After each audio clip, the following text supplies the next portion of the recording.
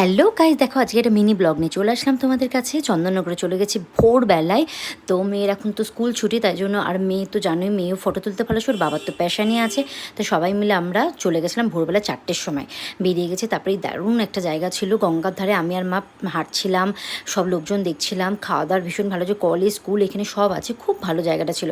তারপর আমি আর মা মিলে এখানে চা খেলাম, চাই খেলাম এত সকাল বলে। আর সানি এদিকে তো ফটো তুলছে, ট্রাইপড লাগিয়ে। সানি মেয়ে, এ দেখো সানিকে দেখিয়ে দিচ্ছে, মেয়ে ওই দিকটা ফটো তুলছিল। খুব সুন্দর টিয়া পাখির ফটো, ওখানে বাসা, মানে টিয়া পাখিরা সব বাসা করেছে।